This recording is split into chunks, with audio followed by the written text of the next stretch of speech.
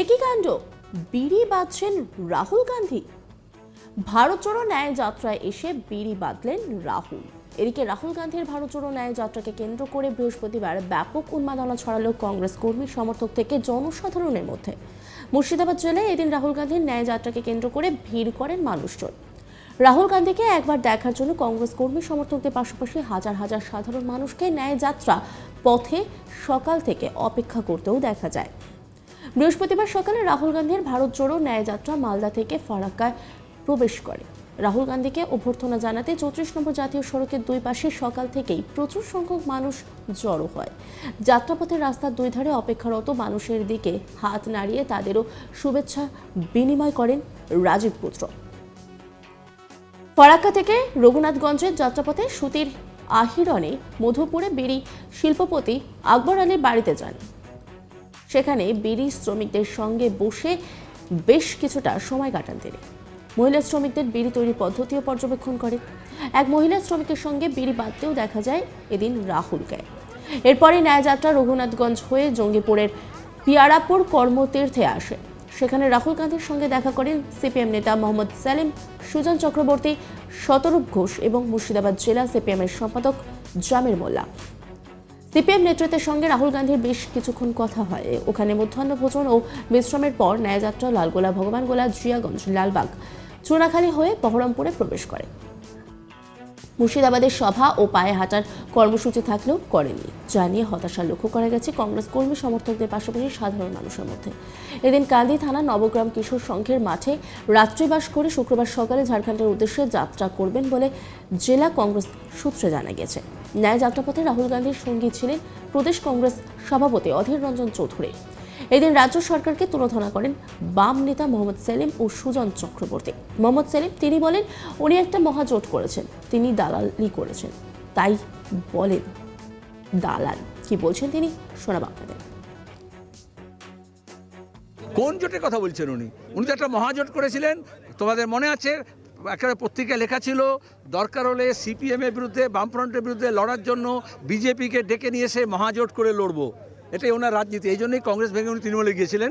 আজকে পর্দা সরে যাচ্ছে, সব কিছু স্পষ্ট হয়ে যাচ্ছে। আজকে তিনি সিপিএমকে বিজেপির 1 নম্বর দালাল বলছেন। তিনি দালালি করেছেন ভালো জানেন। সিপিএম তার নিজের রাজনীতি, মতাদর্শ, কর্মসূচি নিয়ে চলে। কংগ্রেসের একটা হিস্ট্রি আছে, কর্মসূচি আছে, মতাদর্শ আছে। তৃণমূলের কি আছে? যখন যেমন তখন তেমন।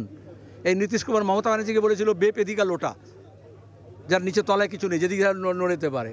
সেরকম হচ্ছে তোমার গিয়ে এখন মমতা ব্যানার্জিকে বলেছিল, নীতিশ কুমারও তাই। এরা হচ্ছে যারা বিজেপির অ্যালাইজ, ন্যাচারালাইজ বা পোটেনশিয়াল অ্যালাইজ, তাদের সম্পর্কে সাবধান থাকতে হবে। বহরমপুর হোক বা মালদা হোক বা আজকে নদিয়া হোক, সভামঞ্চ সাজানো হচ্ছে সরকারের টাকায়, জনগণের টাকায়, সরকারি কর্মসূচিতে। সেখানে তিনি কংগ্রেস, সিপিএম কেন ডেকে নিয়ে আসছেন?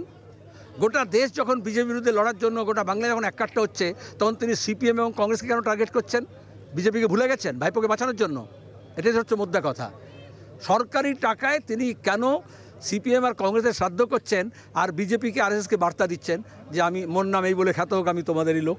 আজ থেকে মুখ্যমন্ত্রী আগামীকাল থেকে ধর্নায় বসছেন মুখ্যমন্ত্রী 100 দিনের টাকার জন্য। ধর্না বলি না, এগুলোকে নাটক বলি।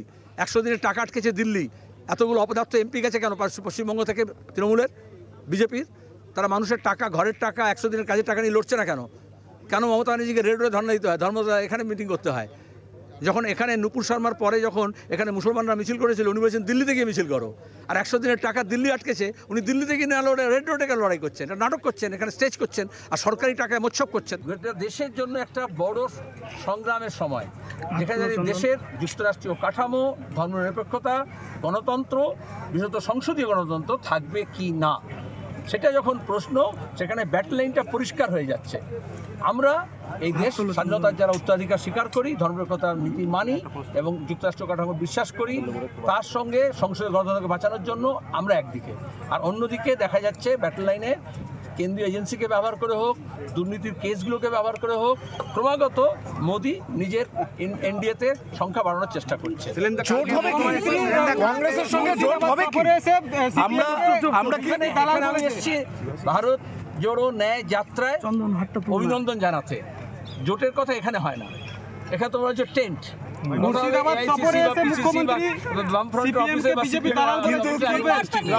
মমতা বন্দ্যোপাধ্যায় বলেছেন কংগ্রেসের উদ্দেশ্যে, বার্তা স্পষ্ট।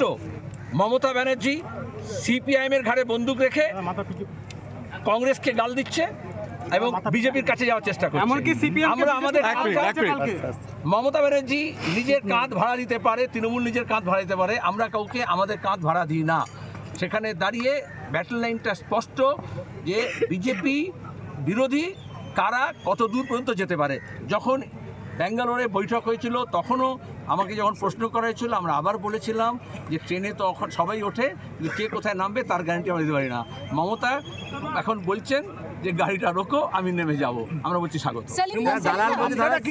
সৃষ্টি করলেন কংগ্রেসের সঙ্গে, তোমরাই বলো। মমতা ব্যানার্জি একজন মিথ্যাবাদী। পাশাপাশি সুজন চক্রবর্তী তিনি বলছেন, উনি বলেছেন আমি 100 দিনের টাকার জন্য ধর্নায় বসছি, আর কেন্দ্র সরকার বলছে টাকা দিয়েছি। দুজনেই মিথ্যা কথা বলছে।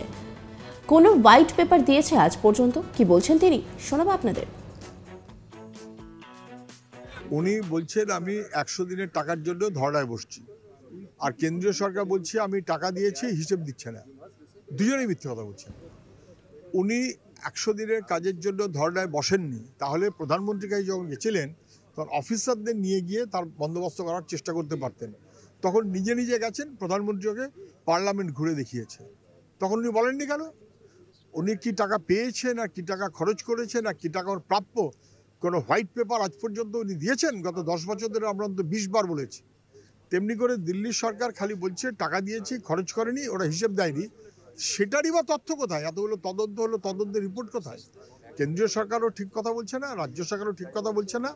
রাজায় রাজায় যুদ্ধ হচ্ছে, উলু খাগড়ার প্রাণ যাচ্ছে। অনুপ্রবেশকারী কথাটা প্রথম বাজারে এনেছিলেন উনি, এবং সেই পথ ধরে 2003-এর আইন, যেটা বিপজ্জনক, যেটা বেআইনি অনুপ্রবেশকারী বলে দাগিয়ে দিল অনেক মানুষকে, এ দায় যেমন বাজপেয়ী সরকারের, তেমন সেই সরকারের অংশীদার ছিলেন মমতা ব্যানার্জি। এ দায় উনি অস্বীকার করতে পারেন নাকি?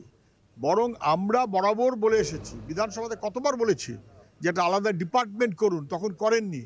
আলাদা ডিপার্টমেন্ট করুন, অন্যান্য রাজ্যে মিশন তৈরি করুন, যাতে আমাদের এই মানুষগুলো যেমন দেশের লোক বিদেশে গেলে মিশনের খেয়াল রাখার সুযোগ থাকে। কিন্তু করেননি কখনো কিছু করেননি। আর কেন এত পরিযায়ী হচ্ছে? পশ্চিমবাংলায় কাজের কোনো সুযোগ নেই, সব লুঠের রাজত্ব। ফলে দায় ওনার নিজের। আয়নার সামনে নিজে তাকিয়ে বলুন যে উনি অপরাধী। অন্যান্য খবরের আপডেটের জন্য অবশ্যই নজর রাখুন আজ তাক বাংলার ইউটিউব স্ট্রিমিং এবং ইউটিউব চ্যানেলকে সাবস্ক্রাইব করুন, লাইক করুন, কমেন্ট করুন, শেয়ার করুন। পাশাপাশি হোয়াটসঅ্যাপে নজর রাখুন, কারণ সেখানেও রয়েছে আজ তাক বাংলা।